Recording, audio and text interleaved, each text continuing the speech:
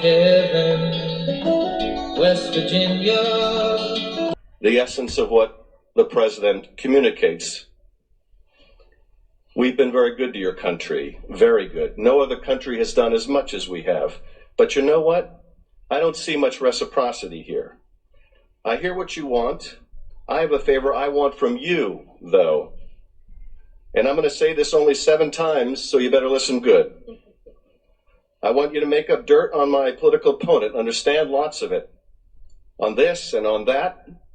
I'm going to put you in touch with people, and not just any people. I'm going to put you in touch with Attorney General of the United States, my Attorney General, Bill Barr. He's got the whole weight of the American law enforcement behind him. And I'm going to put you in touch with Rudy. You're going to love him, trust me. You know what I'm asking, and so I'm only going to say this a few more times, in a few more ways. And by the way, don't call me again. I'll call you when you've done what I asked. This is, in sum and character, what the president was trying to communicate with the president of Ukraine. It would be funny if it wasn't such a graphic portrayal of the president's oath of office. But as it does represent a real betrayal, there's nothing the president says here that is in America's interest, after all. All right, guys, I showed you that video because that's from 2019 when Adam Schiff is talking about the Ukraine phone call with Donald Trump. And if you listen to what he's saying, that transcript he wrote isn't even from the phone call. It is a loose interpretation of what happened in that phone call.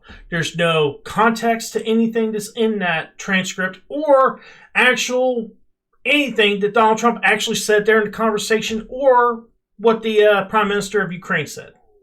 So, in my opinion, it's a fake transcript. Just like the Russia collusion hoax that Adam Schiff was investigating, fake. And then you got Adam Schiff, who's part of the January 6th committee, and he's making stuff up again with these text messages. Now, there were text messages, don't get me wrong. But when you edit the text messages and you take context out of them, it makes them look even worse than what they really are. And that's what he did. He changed them. Now, I have a video from Jim Jordan, who was on Fox News, and he talks about him editing his text message he sent to Mark Meadows. So let's go ahead and take a look at that video. The congressman from Ohio, Congressman Jim Jordan. Congressman, thanks for spending the time tonight. I really appreciate it. You know, listen, Congressman, I've had enough of this guy. This is like the 4th or 5th hoax this guy's been involved in. Yeah. Doctoring the transcript from the Ukraine thing, telling everyone he never met the whistleblower despite them contacting the office. Now, your text will show on the screen here an image of the doctored text he produced. That's not the text from your phone. He added punctuation and deleted a bunch of stuff.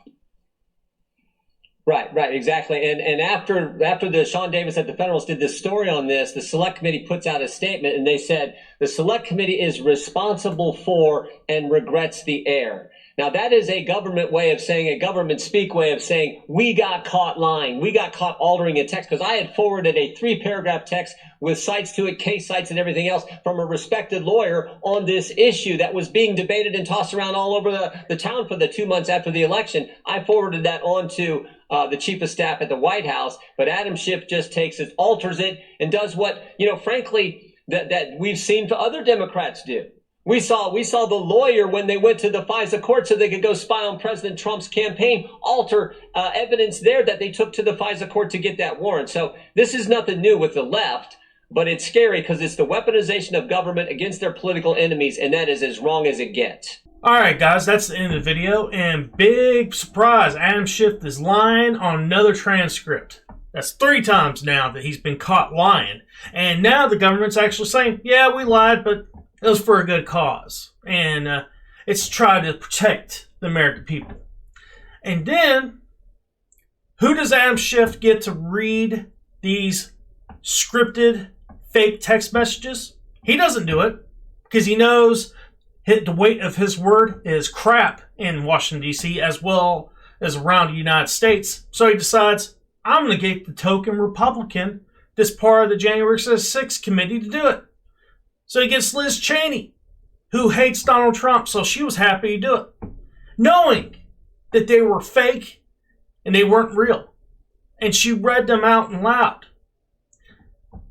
since this committee started, they have leaked everything they could that's bad. Now, when it comes to something like videos, they're not willing to release them. But they'll leak this stuff out even though they know they're fake. It's just getting old. And you have the mainstream media that's actually coming out talking about this like it's real news. It's fake news. What the news story really is them making up this crap with these text messages. That is the real news. Now, like I said, there is text messages. And they were asking the president, hey, something needs to be done about this. But you leave in a lot of context out of these text messages and just coming out with like panic in people's text messages, which were not realistic and they're not fact. You need facts when you're talking about a case like this. And the Democrats are just making it up as they go. That's a problem having committees like this that have no Republicans that are going to be on the side of Donald Trump or the Republican Party. You got two Republicans on there, Adam Kinzinger and Liz Cheney, who are pretty much done with the Republican Party.